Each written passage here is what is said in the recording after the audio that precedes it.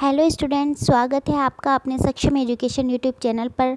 बच्चों, आज हम पढ़ेंगे क्लास 10 की बुक समकालीन भारत में चैप्टर कृषि। देखिए, कृषि की दृष्टि से भारत एक महत्वपूर्ण देश है। इसकी 2/3 जनसंख्या कृषि कार्यों में संलग्न है। मतलब 2/3 जनसंख्या जो है वो कृषि कार्यों पर निर्भर है। कृषि एक प्राथमिक क्रिया है जो हमारे लिए अधिकांश खाद्यान्न उत्पन्न करती है। प्राथमिक क्रिया हमने पढ़ा था पिछले लेसन में, अर्थशास्त्र में पढ़ा था हमने कि प्राथमिक, द्वितीयक और तृतीयक 3 प्रकार के क्षेत्र होते हैं। उसमें जो कृषि है वो प्राथमिक क्षेत्र है। खाद्यान्नों के अतिरिक्त यह विभिन्न उद्योगों के लिए कच्चा माल भी पैदा करती है। इसके अतिरिक्त कुछ उत्पादों जैसे चाय, कॉफ़ी, मसाले आदि का भी निर्यात किया जाता है। देखो, जो प्राथमिक क्षेत्र होता है उसमें क्या होता है, कच्चा माल उत्पन्न होता है। तो जो कृषि है वो प्राथमिक क्षेत्र में है। तो हमारे देश की जो 2/3 जनसंख्या है वो क्या है, कृषि कार्यों में ही लगी हुई, कृषि पर ही निर्भर है। अब कच्चा माल उत्पन्न होता है वहाँ से, और उसमें से कुछ उत्पाद जैसे चाय, कॉफ़ी, मसाले ये सब भी उसमें से उत्पन्न होते हैं। तो इनका निर्यात भी किया जाता है, मतलब हमारे देश से दूसरे देशों में ये भेजा जाता है। तो आज हम कृषि के महत्व के बारे में पढ़ेंगे कि इसका क्या महत्व है, ये कितने प्रकार की होती है, किस तरीके से कहाँ पर कृषि की जाती है, इसे किन किन जगहों पर क्या क्या नाम दिए गए हैं, इसके बारे में हम यहाँ पढ़ेंगे। यहाँ देखिए, हमसे एक क्वेश्चन किया गया है कि क्या आप कृषिगत कच्चे माल पर आधारित कुछ उद्योगों के नाम बता सकते हैं। मतलब ऐसे उद्योग जिनमें कच्चे माल की आवश्यकता होती है, और वो कच्चा माल कहाँ से प्राप्त होता है, कृषि से प्राप्त होता है। तो ऐसे कई उद्योग हैं, जैसे चीनी उद्योग है, जो चीनी है वो गन्ने से प्राप्त होती है और गन्ना कृषि से प्राप्त होता है। कपड़ा उद्योग है, कपड़ा कपास से बनता है और कपास कृषि से। और भी कई हैं, जैसे तेल उद्योग है, तेल सरसों से बनता है और वो कृषि से। तो इस प्रकार से कई चीज़ें हैं, बहुत सारे उद्योग, बहुत सारी इंडस्ट्री हैं जो कच्चे माल पर आधारित हैं। नेक्स्ट हम पढ़ेंगे कृषि के प्रकार। अभी तक हमने सिर्फ कृषि की भूमिका देखी है कि कृषि की भूमिका क्या है, कृषि से क्या क्या उत्पादित होता है, कृषि प्राथमिक क्षेत्र है, कृषि से कच्चा माल प्राप्त होता है। अब हम पढ़ेंगे कृषि के प्रकार। देखिए, कृषि के पहले प्रकार में है प्रारंभिक जीविका निर्वाह कृषि। ये है फर्स्ट। अब इसमें नाम से ही पता चल रहा है कि जीविका निर्वाह, जीविका को चलाने के लिए जो कृषि पर निर्भर रहते हैं उसी को कहते हैं प्रारंभिक जीविका निर्वाह कृषि। इस प्रकार की कृषि भारत के कुछ भागों में अभी भी की जाती है। मतलब ज़्यादातर जगह तो ये बंद हो चुकी है, लेकिन कुछ भाग हैं जहाँ पर ये अभी भी की जाती है। प्रारंभिक जीवन निर्वाह कृषि भूमि के छोटे टुकड़ों पर होती है। भूमि के छोटे से टुकड़े पर, मतलब छोटी जगह पर ये कृषि की जाती है, जिसमें कि लकड़ी के हल, खुदाई करने वाली छड़ी, ये सब इसमें काम में आते हैं औजार। और परिवार या समुदाय इसमें काम करता है। मतलब इसमें जो काम करने वाले वो परिवार और समुदाय के लोग ही होते हैं। इसमें जो औजार काम में आते हैं वो होते हैं लकड़ी के हल, खुदाई करने वाली छड़ी, और ये भूमि की छोटी सी जगह पर ही ये कृषि की जाती है। यह कर्तन दहन प्रणाली कृषि है। इसे हम और कौन सी कृषि कहते हैं, जो जीवन निर्वाह कृषि है वो कौन सी कृषि कहते हैं, उसको कर्तन दहन प्रणाली। कर्तन का मतलब काटना, दहन का मतलब जलाना, मतलब काट कर जो जलाती है, ऐसी प्रणाली। अब इसको देखेंगे कि ऐसा क्यों कहा गया है। किसान ज़मीन के टुकड़े साफ करके उन पर अपने परिवार के भरण पोषण के लिए अनाज व अन्य खाद्य फसल उगाते हैं। किसान क्या करते हैं कि कोई ज़मीन है वहाँ पर उसको साफ़ करते हैं, जैसे जंगल वगैरह होंगे तो उसे वो बिल्कुल साफ़ कर देंगे, और वहाँ पर अनाज और भी जो फसलें होती हैं खाने की वो सभी वहाँ पर उगाते हैं। जब मृदा की उर्वरता कम हो जाती है तो किसान उस भूमि के टुकड़े से स्थानांतरित हो जाते हैं और कृषि के लिए भूमि का दूसरा टुकड़ा साफ करते हैं। अब क्या करते हैं वो कि जैसे जब वहाँ पर फसल उगा लेते हैं, लेकिन जैसे जैसे वहाँ पे मृदा की उर्वरता कम होती है, मिट्टी की उर्वरकता वहाँ पर कम हो जाती है, तो वो क्या करते हैं, वहाँ से चले जाते हैं और किसी दूसरी जगह पर, दूसरी भूमि पर वो वहाँ पर उसको वो साफ़ करते हैं और फिर से वहाँ पर फसल उगाते हैं। तो इससे क्या होता है, कृषि के इस प्रकार के स्थानांतरण से प्राकृतिक प्रक्रियाओं द्वारा मिट्टी की उर्वरता शक्ति बढ़ जाती है। चूँकि किसान उर्वरक अथवा अन्य आधुनिक तकनीकों का प्रयोग नहीं करते, इसलिए इस प्रकार की कृषि में उत्पादकता कम होती है। अब इसमें ये जो तरीका है ये पुराना तरीका है, पहले किया जाता था, ये अब बहुत ही कम क्षेत्रों में होता है। तो क्योंकि किसान इसमें तकनीकों का प्रयोग नहीं करते और जो भी केमिकल होते हैं, रसायन होते हैं, उनका प्रयोग नहीं करते, तो इसलिए जो उनकी उत्पादकता है वो कम होती है। देश के विभिन्न भागों में इस प्रकार की कृषि को विभिन्न नामों से जाना जाता है। अब हम देखेंगे कि देश में अलग अलग राज्यों में इसे किस नाम से जाना जाता है। देखिए यहाँ पे कुछ देश दिए हुए हैं पहले कि जो झूम कृषि है इसे कर्तन दहन प्रणाली कहा जाता है, और इसे मेक्सिको और मध्य अमेरिका में मिल्पा कहा जाता है। मेक्सिको और मध्य अमेरिका में मिल्पा कहा जाता है। वेनेजुएला में कोनुको कहा जाता है। ब्राज़ील में रोका, मध्य अफ्रीका में मसोले, इंडोनेशिया में लदांग और वियतनाम में रे के नाम से बुलाया जाता है। तो ये भी क्वेश्चन आ सकता है कि किस जगह पर, किस देश में जो झूम खेती है, झूम कृषि है, उसे किस नाम से बुलाया जाता है। अब हम देखेंगे भारत में राज्यों में किस नाम से बुलाया जाता है। मध्य प्रदेश में बेबर या दहिया कहा जाता है। आंध्र प्रदेश में पोडू या पेंडा। ओडिशा में पामाडाबी या कोमान या बरिंगाम। पश्चिम घाट में कुमारी। दक्षिण पूर्वी राजस्थान में वालरे या वाल्ट्रे। हिमालयन क्षेत्र में खिल। झारखंड में कुरवा और उत्तर पूर्वी प्रदेशों में झूम आदि नामों से इसे जाना जाता है। तो ये जो नाम है ये हमें ध्यान रखने हैं कि किस जगह पर इसे किस नाम से पुकारा जाता है। आगे हम देखेंगे, यहाँ एक उदाहरण दिया हुआ है झूम कृषि के लिए। देखें, रिंझा असम में डिफू के बाहरी क्षेत्र में अपने परिवार के साथ एक गांव में रहती है। एक रिंझा नाम की लड़की है जो अपने परिवार के साथ रहती है। वह अपने परिवार के सदस्यों द्वारा एक भूमि के टुकड़े पर उगी वनस्पति को काटकर व जलाकर साफ करते देखकर आनंद का अनुभव करती है। वो क्या करती है कि एक जगह है, वहाँ पर जो भी वनस्पति उगी हुई है उसे वो काट देती है और उसको जला देती है और उसे साफ करती है, उस भूमि के टुकड़े को। वह प्राय परिवार के सदस्यों के साथ बांस के नाले द्वारा झरने से पानी लाकर अपने खेत को सिंचित करने में सहायता करती है। वह अपने परिस्थान से लगाव रखती है और जब तक संभव हो यहाँ रहना चाहती है, परंतु इस छोटी बच्ची को अपने खेत में मिट्टी की घटती उर्वरता के बारे में कुछ भी पता नहीं है, जिसके कारण उसके परिवार को अगले वर्ष नए भूमि के टुकड़े की तलाश करनी होगी। अब यहाँ पे क्या है, एक लड़की है जो अपने परिवार के साथ रहती है, वो छोटी बच्ची है। वो क्या करती है कि एक जगह पर छोटी सी जगह ढूंढती है और वहाँ पर जो वही वनस्पति उगी है उसे काटती है, जलाती है और उस जगह को वो साफ़ कर देती है और फिर वहाँ पर अपनी फसल उगाती है, उगाते हैं, मतलब अपने परिवार के साथ, क्योंकि वो तो बच्ची है। लेकिन वो अपने परिवार की सहायता करती है, बांस के नाले द्वारा झरने से पानी लाने में सहायता करती है, लेकिन उसे ये नहीं पता कि उसके खेत में मिट्टी की उर्वरकता घटती जा रही है, जिससे क्या हो रहा है कि उसके परिवार को अगले वर्ष नए भूमि का टुकड़ा तलाश करना पड़ेगा। वो हमने अभी ऊपर पढ़ा था कि झूम के खेती में ऐसा ही होता है कि जब वहाँ से मिट्टी की उर्वरता ख़त्म हो जाती है तो फिर वो दूसरी जगह पर स्थान ढूंढते हैं कि कहाँ पर अपनी फसल उगाई जाए।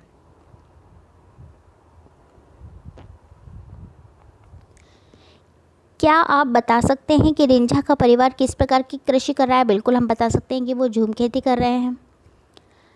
आगे हम देखेंगे कि जो कृषि का दूसरा प्रकार है वो क्या है, गहन जीविका कृषि। इस प्रकार की कृषि उन क्षेत्रों में की जाती है जहां भूमि पर जनसंख्या का दबाव अधिक होता है। मतलब ये जो गहन जीविका कृषि है ये कहाँ की जाती है, जहां पर जनसंख्या ज़्यादा हो। यह श्रम गहन खेती है जहां अधिक उत्पादन के लिए अधिक मात्रा में जैव रासायनिक निवेशों और सिंचाई का प्रयोग किया जाता है। अब ज़्यादा जनसंख्या है वहीं पर ये कृषि की जाती है और इसमें ज़्यादा श्रम की ज़रूरत होती है, ज़्यादा रासायनिक निवेशों की ज़रूरत होती है और ज़्यादा सिंचाई की ज़रूरत होती है। इसलिए इसे कहा जाता है गहन जीविका कृषि। अब यहाँ भी हमसे एक क्वेश्चन पूछा गया है कि क्या आप भारत के कुछ राज्यों के नाम बता सकते हैं जहाँ इस प्रकार की कृषि की जाती है? तो बिल्कुल बता सकते हैं। हमें पता चल गया कि जहाँ जनसंख्या ज़्यादा है वहाँ गहन जीविका कृषि होगी। तो जनसंख्या ज़्यादा जहाँ है उसका नाम हम ले सकते हैं, जैसे पश्चिम बंगाल है, महाराष्ट्र है, उत्तर प्रदेश है। तो ये सब जो जगह यहाँ पर जनसंख्या ज़्यादा है और जनसंख्या ज़्यादा है तो यहाँ पर गहन जीविका कृषि की जाती है। नेक्स्ट पॉइंट हम देखेंगे, तीसरा प्रकार है वाणिज्यिक कृषि। अब वाणिज्यिक कृषि नाम से ही पता चल रहा है कि व्यापार वाली कृषि। देखिए, इस प्रकार की कृषि के मुख्य लक्षण आधुनिक निवेशों जैसे अधिक पैदावार देने वाले बीजों, रासायनिक उर्वरकों और कीटनाशकों के प्रयोग से उच्च पैदावार प्राप्त करना है। कृषि के वाणिज्यीकरण का स्तर विभिन्न प्रदेशों में अलग अलग है।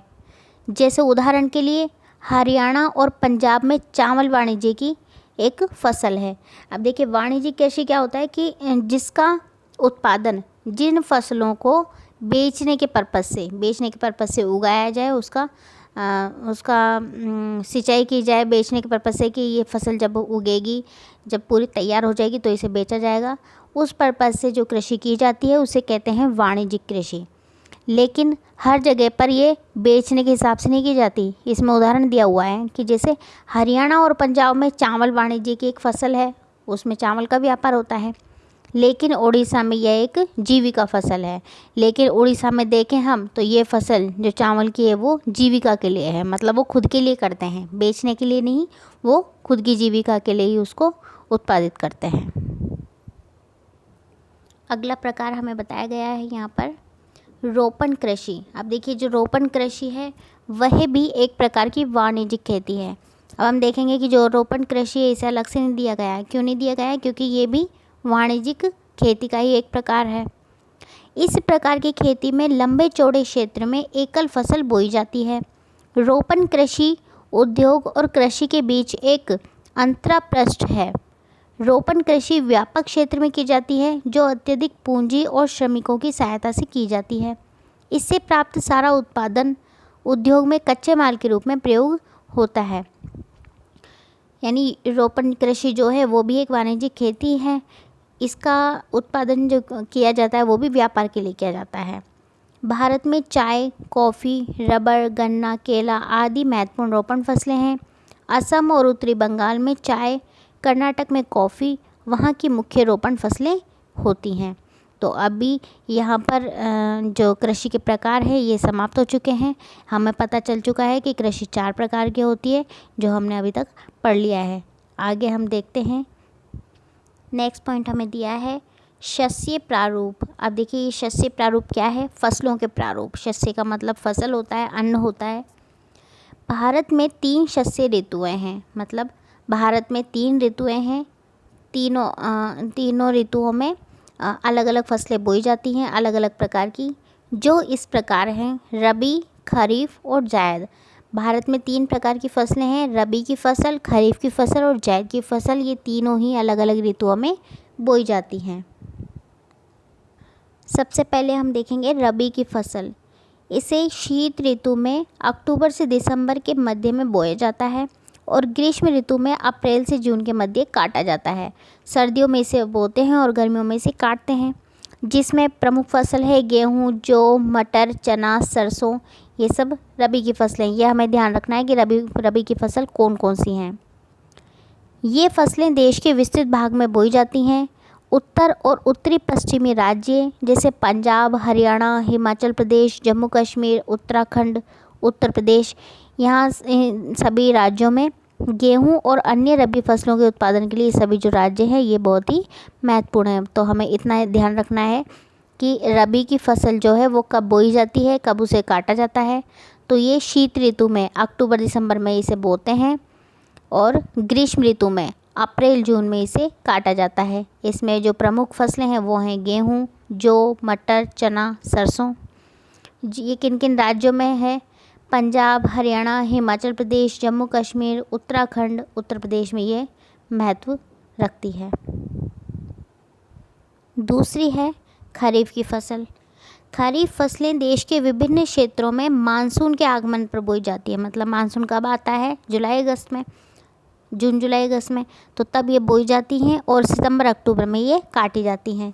इसमें प्रमुख हैं चावल, मक्का, ज्वार, बाजरा, अरहर, मूंग, उड़द, कपास, जूट, मूंगफली और सोयाबीन, ये इसमें महत्वपूर्ण हैं। नेक्स्ट हम देखेंगे चावल की खेती मुख्य रूप से असम, पश्चिमी बंगाल, उड़ीसा, आंध्र प्रदेश, तेलंगाना, तमिलनाडु, केरल और महाराष्ट्र, विशेषकर कोंकण तटीय क्षेत्रों, उत्तर प्रदेश और बिहार में की जाती है। तो हमें इन फसलों में यही ध्यान रखना है कि खरीफ की फसल में कौन कौन सी फसल आती है, ये कब बोई जाती है, कब काटी जाती है और ये कौन कौन से राज्यों में पाई जाती है। रबी और खरीफ फसल ऋतुओं के बीच ग्रीष्म ऋतु में बोई जाने वाली फसल को जायद कहा जाता है। जो जायद की फसल है तीसरी, वो ग्रीष्म ऋतु में बोई जाती है। जायद ऋतु में मुख्यतः तरबूज, खरबूजे, खीरे, सब्जियां, चारे की फसलों की खेती की जाती है। गन्ने की फसल को तैयार होने में लगभग 1 वर्ष लगता है। तो जायद की फसल जो है उसमें क्या क्या आते हैं? तरबूज, खरबूजे, खीरे, सब्जियां, चारे, ये सब आते हैं। गन्ना भी इसी में आता है और गन्ने की फसल ऐसी है जिसको तैयार होने में लगभग 1 वर्ष लगता है, बाकी किसी भी फसल में इतना टाइम नहीं लगता। तो अभी हमें पता चल गया है कि फसलें 3 प्रकार की होती हैं, रबी की, खरीफ की और जायद की फसल। नेक्स्ट पॉइंट हम देखते हैं मुख्य फसलें। अब मुख्य फसलें कौन कौन सी है? फसलें बहुत सारी होती हैं तो सारी फसलें हम पढ़ नहीं सकते, इसलिए यहाँ पर बताया गया है मुख्य फसलें जो हैं हम उन्हीं के बारे में पढ़ेंगे। तो मुख्य फसलें जो हैं वो हैं चावल, गेहूँ, मोटे अनाज, दालें, चाय, कॉफ़ी, गन्ना, तिलहन, कपास और जूट, इन सभी के बारे में हम नीचे पढ़ेंगे। सबसे पहले हम देखेंगे चावल। भारत में अधिकांश लोगों का खाद्यान्न चावल है। ज़्यादातर जो लोग हैं भारत में वो सभी क्या खाते हैं? चावल खाते हैं। हमारा देश चीन के बाद दूसरा सबसे बड़ा चावल उत्पादक देश है। सबसे पहला जो उत्पादक देश है चावल का वो है चीन और दूसरा है भारत। यहाँ हम देखेंगे एक मैप दिया हुआ है जिसमें चावल उत्पादक क्षेत्र बताया है चावल के लिए। देखें ग्रीन वाला जो है वो है प्रमुख क्षेत्र जहाँ पे अधिकतर मात्रा में चावल उत्पादित होते हैं। तो जो ये ग्रीन है यहाँ इस तरफ, ये जो क्षेत्र है ये पूरा चावल उत्पादक क्षेत्र है जहाँ पे अत्यधिक मात्रा में चावल उत्पादित किए जाते हैं। उसका कारण क्या है कि यहाँ पर पानी की मात्रा अत्यधिक है, बहुत ज़्यादा है, क्योंकि जो बंगाल की खाड़ी है यहीं से मानसून आता है तो सीधे यहीं पर इसका प्रभाव पड़ता है, इसलिए चावल ये सबसे ज़्यादा यहाँ पर होते हैं। चावल जो है वो एक खरीफ की फसल है जिसे उगाने के लिए उच्च तापमान 25 डिग्री सेल्सियस से ऊपर और अधिक आर्द्रता 100 सेंटीमीटर से अधिक वर्षा की आवश्यकता होती है। कम वर्षा वाले क्षेत्रों में इसे सिंचाई करके उगाया जाता है। मतलब ये तो अपने आप ही उग जाते हैं और जहाँ पर वर्षा कम होती है वहाँ पर इस पर सिंचाई की जाती है। तो अभी हमें चावल के बारे में पता चल चुका है कि जो चावल है वो एक खरीफ की फसल है। यह चावल उत्पादन में हमारे जो देश है वो दूसरे नंबर पर है, पहले नंबर पर चीन है। इसके लिए उच्च तापमान यानी 25 डिग्री सेल्सियस से ऊपर चाहिए और अधिक आर्द्रता 100 सेंटीमीटर से अधिक इसमें वर्षा चाहिए होती है।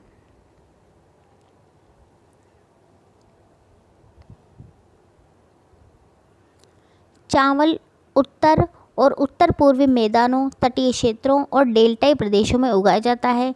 नहरों के जाल और नलकूपों की सघनता के कारण पंजाब, हरियाणा, पश्चिमी उत्तर प्रदेश और राजस्थान के कुछ कम वर्षा वाले क्षेत्रों में चावल की फसल का उगाना संभव हो पाया है। किस वजह से? नहरों से और नलकूपों से। ये जब ज़्यादा हो गए हैं तो पंजाब, हरियाणा इन जगहों पर भी जो चावल की फसल है वो उगा पाए हैं हम। नेक्स्ट हम पढ़ेंगे गेहूँ। पहला हमने पढ़ा चावल, अगला है गेहूँ। गेहूँ भारत की दूसरी सबसे महत्वपूर्ण खाद्यान्न फसल है जो देश के उत्तर और उत्तर पश्चिमी भागों में पैदा होती है। ये काय की फसल है, रबी की फसल है और चावल खरीफ की फसल थी। इसे उगाने के लिए शीत ऋतु और पकने के लिए खिली धूप की आवश्यकता होती है। इसके लिए समान रूप से वितरित 50 से 75 सेंटीमीटर वार्षिक वर्षा की आवश्यकता होती है। और गेहूं के जो मुख्य उत्पादक राज्य हैं वो कौन कौन से हैं? पंजाब, हरियाणा, उत्तर प्रदेश, मध्य प्रदेश, बिहार और राजस्थान। ये हमें ध्यान रखना है हर फसल में कि उसके उत्पादक राज्य प्रमुख रूप से कौन है और वो किसकी फसल है, ये हमें ध्यान रखना होगा। नेक्स्ट हम पढ़ेंगे मोटा अनाज। मोटा अनाज ज्वार, बाजरा और रागी भारत में उगाए जाने वाले मुख्य मोटे अनाज हैं, जबकि इन्हें मोटा अनाज कहा जाता है, परंतु इसमें पोषक तत्वों की मात्रा अत्यधिक होती है। चाहे इसे कहा जाता हो मोटा अनाज, लेकिन इसमें पोषक तत्व बहुत ज़्यादा होते हैं। इसलिए जो बेजड़ की रोटी होती है, आपने सुना होगा बेजड़ की रोटी होती है, तो ये सब अन्न उसमें मिलते हैं और उसकी रोटी बहुत अच्छी रहती है खाने के लिए। रागी में प्रचुर मात्रा में लोहा, कैल्शियम, सूक्ष्म पोषक और भूसी मिली रहती है। क्षेत्रफल और उत्पादन की दृष्टि से ज्वार देश की तीसरी महत्वपूर्ण खाद्यान्न फसल है। यह फसल वर्षा पर निर्भर होती है। अधिकतर आर्द्र क्षेत्रों में उगाए जाने के कारण इसके लिए सिंचाई की आवश्यकता नहीं होती। इसके प्रमुख उत्पादक राज्य महाराष्ट्र, कर्नाटक, आंध्र प्रदेश और मध्य प्रदेश हैं। मुझे लगता है कि इसमें समझाने की इतनी ज़रूरत नहीं है, तो आप बस ये ध्यान रखना कि जो ये अनाज अभी नाम बोल रहे हैं इनका, ये हमने पढ़े हैं। चावल पढ़े हैं, गेहूँ पढ़े हैं, मोटे अनाज पढ़े हैं। ये कहाँ होते हैं, ये किस कैटेगरी में आते हैं, यह हमें ध्यान रखना है। नेक्स्ट है बाजरा। यह बलुआ और उथली काली मिट्टी पर उगाया जाता है। ये ध्यान रखना है हमें कि कौन सी मिट्टी पर उगाया जाता है बाजरा? बलुआ और उथली काली मिट्टी पर। इसके जो मुख्य उत्पादक राज्य वो कौन से हैं? राजस्थान, उत्तर प्रदेश, महाराष्ट्र, गुजरात और हरियाणा। ये भी हमें ध्यान रखना है। पहली बात तो ये कि ये कैसी मिट्टी में उगता है? बलुआ और उथली काली मिट्टी पर उगता है। इसके जो उत्पादक राज्य हैं मुख्य वो हैं राजस्थान, उत्तर प्रदेश, महाराष्ट्र, गुजरात और हरियाणा। नेक्स्ट है रागी। यह अलग से नहीं दे रखा है यहाँ पर, तो यहाँ पे हम देखते हैं, इसको पढ़ते हैं। रागी यह शुष्क प्रदेशों की फसल है। यह लाल, काली, बलुआ, दोमट, उथली काली मिट्टी पर अच्छी तरह से उगाई जाती है। बाजरा हमने देखा वो भी बलुआ और उथली काली मिट्टी पर उगाया जाता है, और जो रागी है वह भी काली, बलुआ, दोमट, उथली काली मिट्टी पर उगाई जाती है। इसके जो प्रमुख उत्पादक राज्य हैं वो हैं कर्नाटक, हिमाचल प्रदेश, उत्तराखंड, सिक्किम, झारखंड और अरुणाचल प्रदेश। नेक्स्ट आता है मक्का। यह ऐसी फसल है जो खाद्यान्न और चारा दोनों रूप में प्रयोग में आती है। इससे खाद्यान्न इसे हम भी खाते हैं और चारे जो जानवर होते हैं वो भी इसे खा सकते हैं। यह एक खरीफ की फसल है। ये हमने पहले भी पढ़ा था कि एक खरीफ की फसल है। गन्ना जो 21 सेंटीग्रेड सेल्सियस से 27 सेल्सियस तापमान में और पुरानी जलोढ़ मिट्टी पर अच्छी तरह से उगाई जाती है। अभी हमने पढ़ा था बाजरे के लिए कि वो कहाँ उगाई जाती है? काली उथली मिट्टी पर उगाई जाती है। लेकिन जो मक्का है वो किस पर उगाई जाती है? जलोढ़ मिट्टी पर उगाई जाती है यह। और इसके जो मुख्य उत्पादक राज्य हैं वो कौन से हैं? कर्नाटक, मध्य प्रदेश, उत्तर प्रदेश, बिहार, आंध्र प्रदेश, तेलंगाना। ये सब इसके मुख्य उत्पादक राज्य हैं जो हमें ध्यान रखने हैं। नेक्स्ट दालें। भारत विश्व में दालों का सबसे बड़ा उत्पादक तथा उपभोक्ता देश है। मतलब यहाँ पर उत्पादन भी होता है इसका और उपभोग भी इसका सबसे ज़्यादा यहीं करते हैं। शाकाहारी खाने में दालें सबसे अधिक प्रोटीनदायक होती हैं। तुर यानी अरहर, उड़द, मूंग, मसूर, मटर, चना भारत की मुख्य दलहनी फसलें हैं। इन सभी की दाल यहाँ पर मिलती है, आप भी जानते हैं। उड़द की दाल होती है, मूंग की, मसूर की, मटर की, चने की, अरहर की। दालों को कम नमी की आवश्यकता होती है और इन्हें शुष्क परिस्थितियों में भी उगाया जा सकता है। इनमें ज़्यादा पानी की ज़रूरत नहीं होती है, इन्हें शुष्क जगह पर भी उगाया जा सकता है। फलीदार फसलें होने के नाते अरहर को छोड़कर अन्य सभी दालें वायु से नाइट्रोजन लेकर भूमि की उर्वरता को बनाए रखती हैं। इसलिए इन फसलों को आमतौर पर अन्य फसलों के आवर्तन में बोया जाता है। भारत में मध्य प्रदेश, राजस्थान, महाराष्ट्र, उत्तर प्रदेश और कर्नाटक ये सभी दाल के मुख्य उत्पादक राज्य हैं। तो हमें ध्यान क्या रखना है? सबसे पहले तो ये ध्यान रखना है कि भारत विश्व में सबसे बड़ा उत्पादक और उपभोक्ता देश है दालों का। इसमें कौन कौन सी दालें हैं? उड़द की, मूंग की, मसूर, मटर, चना, अरहर, ये सब दालें हैं। इसे शुष्क परिस्थितियों में उगाया जा सकता है, मतलब जहाँ पे पानी की कमी है वहाँ पे भी इसे उगाया जा सकता है। और दूसरी बात ये कि इसके हमें उत्पादक राज्य भी ध्यान रखने हैं। कौन कौन से हैं मुख्य? मध्य प्रदेश, राजस्थान, महाराष्ट्र, उत्तर प्रदेश और कर्नाटक। अगला है गन्ना। गन्ना एक उष्ण और उपोष्ण कटिबंधीय फसल है। इसके लिए 21 डिग्री सेल्सियस से लेकर 27 डिग्री सेल्सियस तापमान की आवश्यकता होती है। गन्ना जो है एक उष्ण और उपोष्ण कटिबंधीय फसल है और इसके लिए तापमान कितना होना चाहिए? 21 डिग्री से लेकर 27 डिग्री सेल्सियस होना चाहिए।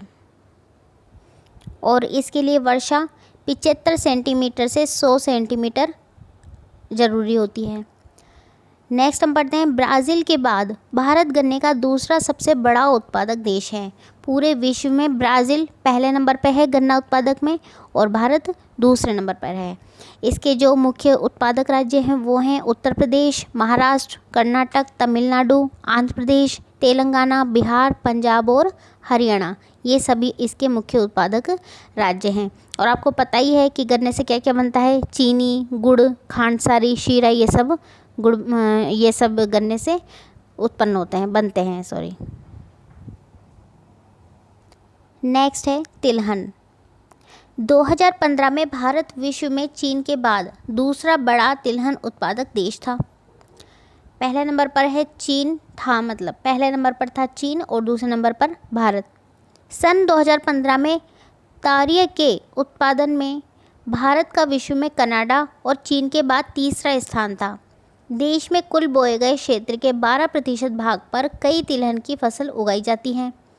मूंगफली, सरसों, नारियल, तिल, सोयाबीन, अरंडी, बिनोला, अलसी, सूरजमुखी, इन सभी से क्या होता है? तेल उत्पन्न होता है। इनमें से अधिकतर खाद्य हैं और खाना बनाने में प्रयोग किए जाते हैं। लगभग सारी हैं जो खाना बनाने के प्रयोग में आती हैं। मूंगफली खाना बनाने के काम में आती है, सरसों का तेल भी, तिली का तेल भी, सोयाबीन का भी, अरंडी का भी और अलसी का भी, ये सभी जो तेल हैं ये खाना बनाने के काम में आते हैं और कई जो हैं जो हम वैसे यूज़ में लेते हैं उसे। परंतु इनमें से कुछ तेल के बीजों को साबुन, प्रसाधन और उपटन उद्योग में कच्चे माल के रूप में भी प्रयोग किया जाता है। जैसे नारियल का तेल है, इसे हम बॉडी पर लगाने के लिए या फिर बालों में लगाने के काम में लेते हैं। तो इसी तरीके से अलग अलग तरीके से ये काम में आते हैं। नेक्स्ट है मूंगफली। मूंगफली खरीफ की फसल है तथा देश में मुख्य तिलहनों के कुल उत्पादन का आधा भाग, मतलब 50% जो उत्पादन होता है वो होता है मूंगफली का। हमारे देश में तिलहनों में से तिलहन का जो भाग है उसका जो आधा भाग है 50% जो है वो सिर्फ मूंगफली का है। और मूंगफली किसकी फसल है? खरीफ की फसल है। गन्ने के जो मुख्य उत्पादक राज्य हैं वो हैं गुजरात, राजस्थान, तमिलनाडु, महाराष्ट्र। ये सभी जो हैं ये मूंगफली के मुख्य उत्पादक राज्य हैं। अगला है अलसी। अलसी और सरसों रबी की फसलें हैं। हम बात करते हैं तिल की, तो तिल उत्तरी भारत में खरीफ की फसल है और दक्षिणी भारत में रबी की फसल है। देखिए तिल में क्या खास बात है कि जो तिल है वो उत्तरी भारत में ऊपर की तरफ जो राज्य हैं जैसे जम्मू कश्मीर है, उत्तराखंड है, पंजाब, हरियाणा, ये सब है, यहाँ तो ये खरीफ की फसल है। लेकिन दक्षिणी भारत में जैसे तमिलनाडु है, कर्नाटक है, केरल है, यहाँ पर ये रबी की फसल है। तो ये दोनों ही फसल मानी जाती है। अरंडी खरीफ और रबी दोनों ही फसल ऋतुओं में बोया जाता है। देखिए अरंडी क्या है? अरंडी खरीफ और रबी दोनों ही ऋतुओं में इसे बो सकते हैं। सर्दियों में भी बो सकते हैं इसे और गर्मियों में भी बो सकते हैं। तो अभी तक हमने पढ़ा तिलहन की फसलों के बारे में। अगली फसल हम पढ़ेंगे चाय। चाय की खेती रोपण कृषि का एक उदाहरण है। देखिए रोपण कृषि क्या है, मैंने आपको बताया था पहले भी कि जब बहुत बड़ी एक जगह पर एक ही तरह के पौधे उगाए जाते हैं तो उस फसल को रोपण फसल कहा जाता है। तो चाय के साथ भी ऐसा ही है। असम में, दार्जिलिंग में जो चाय की खेती होती है तो वहाँ पे क्या होता है, सिर्फ चाय के ही पौधे उगाए जाते हैं। बहुत बड़ी जगह होती है, वहाँ पर सिर्फ चाय की खेती की जाती है, इसलिए इसे कहा जाता है कि ये रोपण कृषि का एक उदाहरण है। इसमें हम देखेंगे कि चाय एक श्रम सघन उद्योग है, मतलब इसमें बहुत ही ज़्यादा श्रम की आवश्यकता होती है। इसके लिए प्रचुर मात्रा में सस्ता और कुशल श्रम चाहिए। इसकी ताज़गी बनाए रखने के लिए चाय की पत्तियां बागान में ही संसाधित की जाती हैं। इसको हमेशा ताज़ा बनाए रखने के लिए ये उस बाग में ही इसे संशोधित किया जाता है, मतलब बाग में ही इसकी साफ़ सफाई, इसका काटना पीटना जो भी कुछ काम होता है वो सब इसको बाग में ही किया जाता है। चाय के जो मुख्य उत्पादक राज्य हैं वो कौन से हैं देखें। असम, पश्चिम बंगाल में दार्जिलिंग, जलपाईगुड़ी जिलों की पहाड़ियाँ, तमिलनाडु और केरल, ये सभी इसके मुख्य उत्पादक राज्य हैं। और इसके अलावा हिमाचल प्रदेश, उत्तराखंड, मेघालय, आंध्र प्रदेश, त्रिपुरा आदि राज्यों में भी चाय उगाई जाती है। सन 2015 में भारत विश्व में चीन के बाद दूसरा बड़ा चाय उत्पादक देश था। 2015 में था, पूरे विश्व में भारत दूसरा सबसे बड़ा चाय का उत्पादक देश था। अगला है कॉफ़ी। भारतीय कॉफ़ी अपनी गुणवत्ता के लिए विश्व विख्यात है। हमारे देश में अरेबिका किस्म की कॉफ़ी पैदा की जाती है, जो शुरू में यमन से लाई गई थी। जो कॉफ़ी है अरेबिका, वो कहाँ से लाई गई थी? यमन से लाई गई थी। इसकी कृषि की शुरुआत बाबा बूदन पहाड़ियों से हुई और आज भी इसकी खेती नीलगिरी की पहाड़ियों के आसपास कर्नाटक, केरल और तमिलनाडु में की जाती है। तो इसके जो मुख्य उत्पादक राज्य हैं वो कौन से हैं? कर्नाटक, केरल और तमिलनाडु। इसकी शुरुआत कहाँ से हुई? बाबा बूदन पहाड़ियों से हुई। और ये कहाँ से लाई गई थी? ये शुरू में यमन से लाई गई थी। अगली फसलें कौन सी पढ़ेंगे? बागवानी फसलें। देखिए बागवानी फसलें क्या होता है आपको पता ही है, फल और सब्जियों को कहते हैं बागवानी फसलें। तो सन 2015 में भारत का विश्व में फलों और सब्जियों के उत्पादन में चीन के बाद दूसरा स्थान था। 2015 में था। चीन के बाद दूसरा स्थान किसका था? भारत का था। किसमें? फलों और सब्जियों में। भारत उष्ण और शीतोष्ण कटिबंधीय दोनों ही प्रकार के फलों का उत्पादक है। भारतीय फलों जिनमें महाराष्ट्र, आंध्र प्रदेश, तेलंगाना, उत्तर प्रदेश, पश्चिमी बंगाल के आम, नागपुर और चेरापूंजी के संतरे, केरल, मिज़ोरम, महाराष्ट्र और तमिलनाडु के केले, उत्तर प्रदेश और बिहार की लीची, मेघालय के अनानास, आंध्र प्रदेश, तेलंगाना, महाराष्ट्र के अंगूर, हिमाचल प्रदेश, जम्मू कश्मीर के सेब, नाशपाती, खुबानी और अखरोट विश्व भर में बहुत मांग है। यहाँ पे दिए गए हैं कि किस किस राज्य में क्या क्या चीज़ें उत्पादित होती हैं। देखिए मैं वापस बता देती हूँ आपको। सबसे पहले दिया है महाराष्ट्र, आंध्र प्रदेश, तेलंगाना, उत्तर प्रदेश, पश्चिमी बंगाल में आम, नागपुर, चेरापूंजी संतरे, केरल, मिज़ोरम, महाराष्ट्र और तमिलनाडु के केले, उत्तर प्रदेश और बिहार की लीची, मेघालय के अनानास, आंध्र प्रदेश, तेलंगाना, महाराष्ट्र के अंगूर, हिमाचल प्रदेश और जम्मू कश्मीर के सेब, नाशपाती, खुबानी और अखरोट। ये पूरे विश्व भर में बहुत ही इनकी मांग है, ये बहुत ही ज़्यादा फेमस हैं। नेक्स्ट हम पढ़ेंगे अखाद्य फसलें, मतलब जिन्हें हम खाते नहीं हैं, जो कच्चे माल के रूप में प्रयोग की जाती हैं, जिनसे कुछ कुछ चीज़ें बनती हैं, वस्तुएं बनती हैं। तो इसमें सबसे पहला है रबर।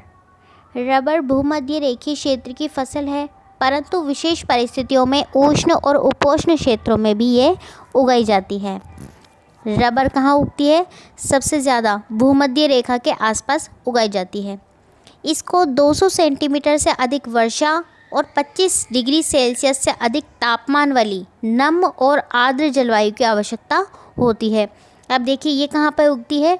जहाँ पे 200 सेंटीमीटर से ज़्यादा वर्षा, मतलब बहुत अधिक वर्षा होनी चाहिए, और तापमान भी 25 डिग्री से ज़्यादा, मतलब जहाँ पे गर्मी भी ज़्यादा हो और बारिश भी ज़्यादा हो, ऐसी जगहों पर रबर उगती है। ये एक कच्चा माल है। इसके मुख्य रूप से उत्पादक राज्य, अब जहाँ पे गर्मी भी हो बहुत ज़्यादा और बारिश भी बहुत ज़्यादा हो, ऐसे कौन कौन से राज्य हैं? देखिए केरल है, तमिलनाडु है, कर्नाटक, अंडमान निकोबार द्वीप समूह और मेघालय। ये ऐसे राज्य हैं जहाँ पर गर्मी भी बहुत अधिक है और बारिश भी यहाँ पर बहुत ज़्यादा होती है। नेक्स्ट रेशेदार फसलें। देखिए रेशेदार फसलें कौन कौन सी होती हैं? कपास, जूट, सन, प्राकृतिक रेशम, ये सभी रेशेदार फसलें होती हैं। इनमें पहली 3 मिट्टी में फसल उगाने से प्राप्त होती है। मतलब 3 कौन कौन सी हैं? कपास है, जूट है और सन है। ये तीनों तो क्या हैं कि फसलें होती हैं, इनकी खेतों से प्राप्त होती हैं। लेकिन जो चौथा है वो रेशम के कीड़े के कोकून से प्राप्त होता है। लेकिन चौथा क्या है? जो रेशम है वो कीड़ों से प्राप्त होता है, कीड़ों के कोकून से रेशम हमें प्राप्त होती है। लेकिन जो ये 3 है, कपास, जूट, सन, ये फसलों से प्राप्त होती है। नेक्स्ट है कपास। सूती कपड़ा उद्योग में कपास एक मुख्य कच्चा माल है। आपको पता है जो सूती कपड़ा बनता है वो कहीं से बनेगा? कपास से ही बनता है। तो ये एक कच्चा माल है। कपास उत्पादन में भारत का विश्व में तीसरा स्थान है। भारत का तीसरा स्थान है पूरे वर्ल्ड में। दक्कन पठार के शुष्कतर भागों में काली मिट्टी कपास उत्पादन के लिए उपयुक्त मानी जाती है। कपास कैसी मिट्टी में होता है? काली मिट्टी में होता है। इस फसल को उगाने के लिए उच्च तापमान, हल्की वर्षा या सिंचाई, 210 पाला रहित दिन और खिली धूप की आवश्यकता होती है। और यह खरीफ की फसल है। तो अभी हमने कपास के बारे में क्या पढ़ा कि ये एक मुख्य कच्चा माल है। पूरे वर्ल्ड में भारत का ये कपास के लिए तीसरा स्थान है। ये काली मिट्टी में उगाया जाता है और इसके लिए उच्च तापमान, बहुत ज़्यादा गर्मी, हल्की बारिश, थोड़ा बहुत खिली हुई धूप और 210 पाला रहित दिन होने चाहिए। और ये एक खरीफ की फसल है। इसे पकने के लिए 6 से 8 महीने लगते हैं। मतलब ये पककर तैयार होता है कपास, इसके लिए 6 से 8 महीने लगते हैं। इसके मुख्य उत्पादक जो राज्य हैं वो हैं महाराष्ट्र, गुजरात, मध्य प्रदेश, कर्नाटक, आंध्र प्रदेश, तेलंगाना, तमिलनाडु, पंजाब, हरियाणा, उत्तर प्रदेश। ये सभी जो हैं ये कपास के मुख्य उत्पादक राज्य हैं। अगला है जूट। जूट को सुनहरा रेशा कहा जाता है। अगर पूछा जाए कि सुनहरा रेशा किसे कहा जाता है तो जूट को कहा जाता है। और जूट का दूसरा नाम क्या है? सुनहरा रेशा। जूट की फसल बाढ़ के मैदानों में जल निकास वाली उर्वरक मिट्टी में उगाई जाती है, जहां हर वर्ष बाढ़ से आई नई मिट्टी जमा होती रहती है। इसके बढ़ने के समय उच्च तापमान की आवश्यकता होती है। इसके जो मुख्य उत्पादक राज्य हैं वो है पश्चिम बंगाल, बिहार, असम, उड़ीसा और मेघालय। बस हमें इसमें इतना ही ध्यान रखना है। इसका दूसरा नाम क्या है? सुनहरा रेशा। इसके लिए उर्वरक मिट्टी में ये उगाया जाता है। और जो बाढ़ से आती है मिट्टी, हर वर्ष जो बाढ़ से मिट्टी जमा हो जाती है उसमें ये उगाया जाता है। इसके जो मुख्य उत्पादक राज्य हैं वो हैं पश्चिम बंगाल, बिहार, असम, उड़ीसा और मेघालय। अगला पॉइंट देखिए क्या है? प्रौद्योगिकीय और संस्थागत सुधार। अब हमने क्या देखा? शुरू में हमने पढ़ा था कि भारत की जो 66%, 2/3 जो जनसंख्या है वो किस पर निर्भर है? कृषि पर निर्भर है। तो जब 2/3 जनसंख्या, 66% लगभग जनसंख्या अगर कृषि पर निर्भर होगी तो फिर इसके लिए कुछ सुधार भी किए जाने चाहिए।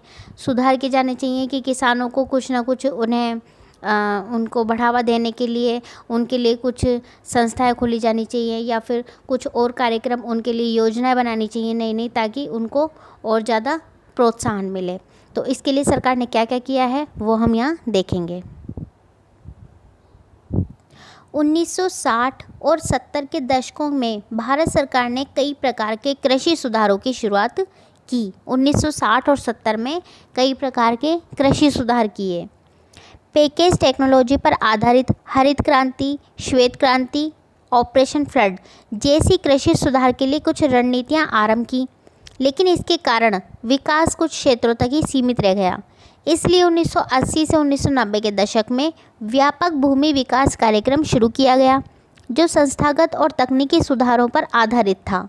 क्या क्या किया? 1960 और 70 के दशक में तो कृषि सुधारों की शुरुआत की गई।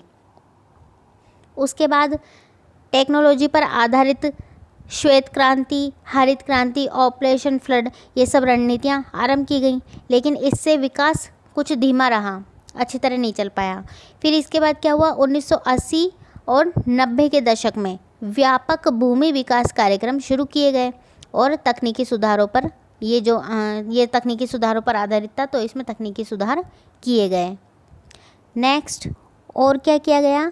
सूखा, बाढ़, चक्रवात, आग तथा बीमारी के लिए फसल बीमा के प्रावधान और किसानों को कम दर पर ऋण सुविधाएं प्रदान करने के लिए ग्रामीण बैंकों, सहकारी समितियों और बैंकों की स्थापना शामिल थी। और क्या किया गया? सरकार ने किसानों के लिए क्या किया कि उनके लिए बीमा का प्रावधान रखा, कम दर पर, कम ब्याज पर ऋण उन्हें दिया जाने लगा, ग्रामीण बैंकों, सहकारी समितियों की स्थापना की गई और किसानों के लाभ के लिए भारत सरकार ने किसान क्रेडिट कार्ड और व्यक्तिगत दुर्घटना बीमा योजना भी चलाई। किसानों के लिए क्या क्या चलाई, कौन कौन सी योजनाएं चलाई? क्रेडिट कार्ड, किसान क्रेडिट कार्ड और व्यक्तिगत दुर्घटना बीमा योजना। इसके अलावा आकाशवाणी और दूरदर्शन पर किसानों के लिए मौसम की जानकारी के बुलेटिन और कृषि कार्यक्रम प्रसारित किए जाते हैं। हमने देखा है टीवी में, आपने भी देखा होगा कि दूरदर्शन पर किसानों के लिए कई कार्यक्रम भी बने थे। कृषि दर्शन आता था, एक नाटक, अभी भी आता है शायद, वो कृषि दर्शन एक सीरियल है। तो उसमें क्या होता है कि किसानों को किस भाव पर उनकी फसलें बेची जा रही हैं या फिर उन्हें किस भाव पर बेचनी चाहिए, उन्हें किन किन कैसे कैसे खाद का प्रयोग करना चाहिए, ये सब चीज़ों की जानकारी उसमें दी जाती है और मौसम की भी जानकारी दी जाती है। किसानों को बिचौलियों और दलालों के शोषण से बचाने के लिए न्यूनतम सहायता मूल्य और कुछ महत्वपूर्ण फसलों के लाभदायक खरीद मूल्यों की सरकार घोषणा करती है। नेक्स्ट पॉइंट है भूदान, ग्रामदान। देखिए भूदान क्या होता है, यहाँ पे एक कहानी के रूप में दिया गया है, उसे हम पढ़ेंगे। महात्मा गांधी ने विनोबा भावे जी, आप जानती हो कि जो महात्मा गांधी हैं उन्होंने विनोबा भावे जी को अपना आध्यात्मिक उत्तराधिकारी घोषित किया था। कई बार एग्ज़ाम में आ जाता है कि महात्मा गांधी जी ने अपना आध्यात्मिक उत्तराधिकारी किसे घोषित किया था? विनोबा भावे जी को किया था। तो एक बार क्या हुआ कि जब वह आंध्र प्रदेश के एक गांव पोचमपल्ली में बोल रहे थे, मतलब उपदेश दे रहे थे या भाषण दे रहे थे, तो कुछ भूमिहीन गरीब ग्रामीणों ने उनसे अपने आर्थिक भरण पोषण के लिए कुछ भूमि मांगी। किससे मांगी? विनोबा भावे जी से।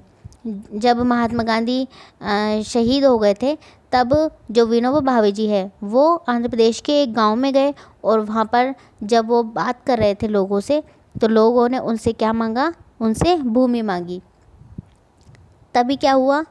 अचानक श्री रामचंद्र रेड्डी, एक महानुभाव थे रामचंद्र रेड्डी, वो उठ खड़े हुए और उन्होंने 80 भूमिहीन ग्रामीणों को 80 एकड़ भूमि बांटने की पेशकश कर दी। उन्होंने कहा कि मैं 80 ग्रामीणों को 80 एकड़ भूमि देने को तैयार हूँ।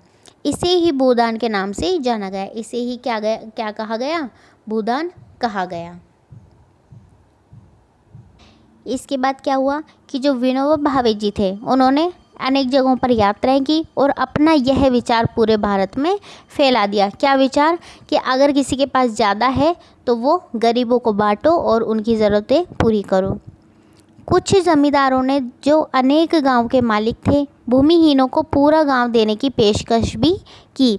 अब कई जो ज़मींदार थे जिनके पास एक से ज़्यादा गांव थे, वो एक से ज़्यादा गांवों के मालिक थे, उन्होंने क्या किया कि जो भूमिहीन थे किसान, उनको उन्होंने पूरा गांव देने के लिए वो तैयार हो गए। इसे ग्रामदान कहा गया। इसे क्या कहा गया? ग्रामदान कहा गया।